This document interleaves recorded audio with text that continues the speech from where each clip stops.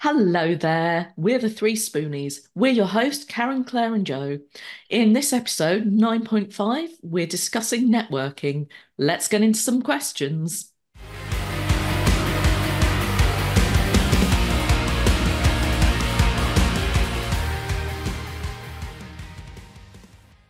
The Activity Connector's mission is to inspire children, young people, and adults alike to find the right activities for them through collaboration. We believe there is a sport or activity for everyone.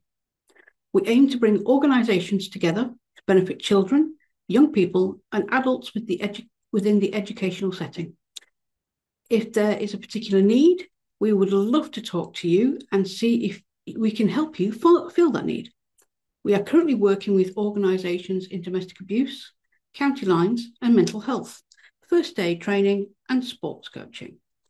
And do you have a hobby that makes a massive impact to you? Or are you looking for that hobby? Why not drop us a message or take a listen to the Power of the Hobby podcast? We're always looking for guests.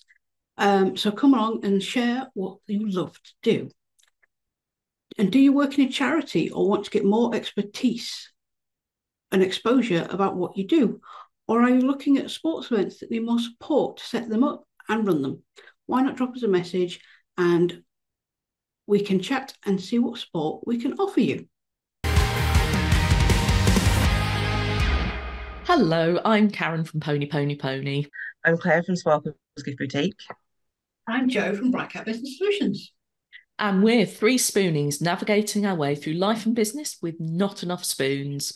This week, we are going to be talking about networking with some lovely community questions.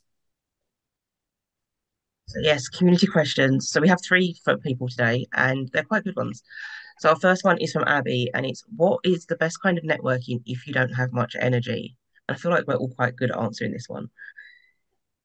We all have experience. Yeah. I think that's going to depend on exactly how much not enough energy you have. Because really low, to talk to people on Facebook, you can do that on your phone, in bed, or on LinkedIn, obviously, because that's a business platform, or any of your social media platforms. If you've got a little bit more energy, online networking is great. You don't have to leave the house. You only have to be dressed from the waist up, and you can have all the information you need if you've got brain fog in front of you. Yeah, I mean, I'd say definitely social media, talking to people through different platforms, really easy. And online, because if you're struggling, you can literally go from bed to Zoom. I've done Back it. to bed. You Yeah. know, I've gone onto meetings before, like wearing a dressing gown and everything because I have that little energy. Yeah, so And what's really nice though is people don't judge you when you do. Mm. They're just like, we get it, it's fine. So it's also not a scary thing to just turn up as yourself. yeah. I'm going to be controversial, actually. Go on. And I know, shocking. And say that actually, I think if you are low on energy, speed networking can be a good one, which sounds strange because, like, personally, I find speed networking exhausting. But if you can, say, only have the energy for one meeting a week or a fortnight, if you go to speed networking, you could potentially make a lot of new connections, and then you've got the time in between to connect with them. So And it could be an option. That's fair because if you know you're not doing a lot, you could, with that little bit of energy, focus it on speed and networking, not the other stuff. Don't know why my brain went there. And yeah, you've then got the time as you're feeling okay throughout the week or two to kind of catch up with people. And you've got an idea of who you want to talk to from who you've met as well. Yeah, because it kind of takes off of those longer one-to-ones. If you haven't got the energy for it, you don't have to do as much talking or as much brain work. So yeah, I didn't think I was going to agree with that one, but I kind of do. yeah, you just The have to more I remember think about it. how intense it is in the moment and then make sure you've got some recovery time. Yeah.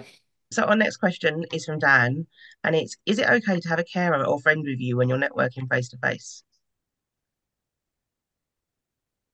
I would absolutely say yes. Mm. Especially if they are also in business, even better. But if you don't have that support system within the business community yet, but you've got a carer, you've got a friend, absolutely bring them with you. Nobody's going to mind. Yeah, I couldn't see that being an issue anywhere. Like Mm. they'll just see it as the more the merrier. It is, as you I think we said in the last one, it's not always about who's in the room, it's who they know as well. So you never know what you're going to need from someone.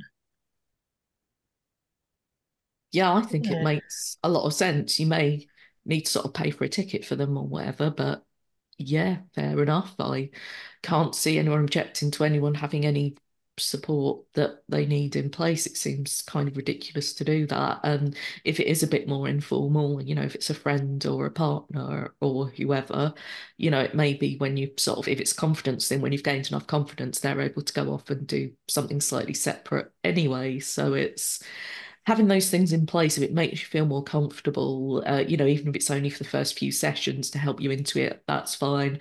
And, if you do need a carer for sort of as an accessibility thing, then I can't see anyone objecting to that. That would be, ridiculous. It's like you wouldn't object to someone having hearing aids in or taking notes so they can remember or anything else. yeah.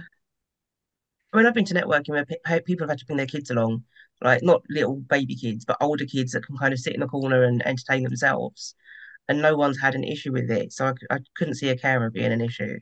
Mm, yeah, I can't imagine anywhere where that would be the case. And, if you are concerned, contact the organisers. They may be able to sort of answer some questions for you. And it may be that it's not necessary, or it may be they say, oh, this is how we can accommodate it, or we can give you a discounted ticket for a carer, or things like that. Just ask if you do have any concerns. And often the organisers will be really happy to help you out. Same for if you have accessibility requirements on a face-to-face meeting, just ask. Mm. Perfect. So our next question is from Jack, and I completely relate to this one. He says, I get really tired after networking, so I need to have a break. When I come back to my notes, they don't always mean a lot. How do I get better at looking at my notes, the chat before I forget it all? Oh, I can relate to this one so much. I'm, I'm the person who does not make notes because I don't write things because it hurts. I have to actually remember what's happening and who they are. If there's a chat, fantastic. I've got all the information I need. Always save the chat, by the way. Always Mm. save.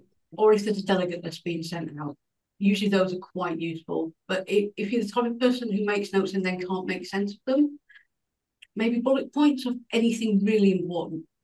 Other than that, don't write things down. I know you might disagree on that one. No, Yeah. I mean, I've had many a meeting when I've saved the chat, but I've made notes on a bit of paper at the same time. And then I look at that bit of paper and I'm like, what the hell did I write? Because I can't read my writing, I haven't written a name next to it for who it was that I was writing the information about. So I'm then like, well, that makes no sense. Who does it relate to? What am I doing? It's just Yeah. chaos. I'm gonna sort of come at that slightly differently because I do find notes are really helpful because my memory's not always amazing. So I'll sort of note down sort of any key points someone's made or anything that sounds interesting. I'll put stars next to people I definitely want to connect with, and I just make it really easy for myself. And also when people are doing a 40 seconds or a minute introducing themselves, I try and write down something they've said because sometimes, you've known someone for ages and you've gone, oh, I didn't know you did that. And it's because they've never mentioned it before. So even if you've heard someone before, you know someone, you can still sometimes pick up on something new. So I will squiggle down things if they're interesting, but it will be short, very short. And if I know I'm not going to have the energy straight after a meeting, I try and block out some time, sort of later in the day or later in the week, to deal with it and go through it because I know if I don't, real life will get in the way and I'll not look back at the notes. And yeah, like a month from now, some things might not be as meaningful as they would be at the time. But little short bits can be a bit of a memory jog, like, oh, this person does merchandise, handy to know, or this person's got her offer on, or this person might get on with Sarah, or just little short things like that, just so I know what I'm doing when I do connect with people. So very much the consensus is don't write an essay because you're not going to be able to read it or understand it. Make short notes that might actually mean something. Yeah. And it's when there's no harm in taking that break. It's just making sure you book in the time to with yourself, go through it afterwards. Because I was really bad when I first started networking, and I was like, oh, I'll save the chat. I think it sat there for 2 years before I was like, I need to do something with this chat. My Zoom notes folder was just getting bigger, and I wasn't using it. Yeah, definitely don't leave it that long. Because if you're like, hey, do you remember that meeting 2 years ago? No, I never went back and No. messaged anyone. I think the longest I'd comfortably leave it is a month, and I'd do a month in one go, depending on how busy it was. But at least once a week is probably better. Yeah, Yeah, it's when you something it's when like you go that to a can meeting and work. people email message you straight away afterwards, and I'm like, how do you do this? It's like, Like, this is my nap time, go away. this is my downtime. Yeah. Well, equally, I think people don't expect you necessarily to respond instantly. I don't No, think that Okay. would be I think some reasonable. people do it just so that they've done it as a reminder. So it's like, oh, I've done it. I've Yeah, it's crossed in it off my list. place. Yeah, sometimes I will, like if people put LinkedIn links in the chat, sometimes I will go, all right, let's connect now. So then it's done. So I can, tick through my little star to connect because I've done that now. And sometimes I write down a little bit of a vibe check as well as a reminder because sometimes people will get in contact later. And I get on with most people I come across, but there's an occasional person where I just think, no, you just said something there, and I'm very much not happy with that. And I'm going to make a note. So if I do come across you again, I'm going to I remember. know. And yeah, you shouldn't judge, absolutely. But sometimes I think things can be justified, and people can say or do things that just make you go, no, I can't see us ever working together. And I'm going to make a note of that. And that can be worth doing as well. But the positives as well, there's nothing wrong with having a little smiley face next to someone if you think, yeah, they're great. Yeah, it's the other one of the networkings that I've been to. They send you like an attendance list beforehand. So if I've got that, I will print it out, and I will make little notes next to it, whether it's what something they've like Karen said, something they've said that they've done. I'm like, oh, that's interesting. Or I'll put a note next to it, be like, need to connect with them, just so that I've got a bit more of an idea as well as the chat of what I'm doing. Yeah, that makes a lot of sense. Don't be like me and just don't write anything down. Good enough. I Don't think don't I be like think Joe. Be more like Karen and Claire. I think the thing is find what works for you if you know you're never going to look at those notes. Like some people just writing the notes helps them remember, and if that's you, fair enough. Or some people, if you look like you're engaged and things like that, it can be something to do with your hands or whatever else. But find what's going to work for you, and yeah, don't make yourself in pain to take notes that aren't going to serve you at the end of the day. Yeah, there's no point in writing it if you can't read it or remember what you've written afterwards. Yeah. That is all of our community questions. So back to you, Karen. Marvelousness. So, thank you all for joining us for 3Spoonies on networking. We'd love to know your thoughts in the comments and any questions you have. If you enjoyed this episode, please subscribe for our weekly podcast and leave us a review. You can find us on social media, and we'd love it if you join the Business Success Network for Disabled Entrepreneurs Facebook group. You can also buy us a coffee if you like what we do. All the links are in the show notes, and we'll see you next week for our next topic, ADHD in business. Have a great day and keep track of your spoons.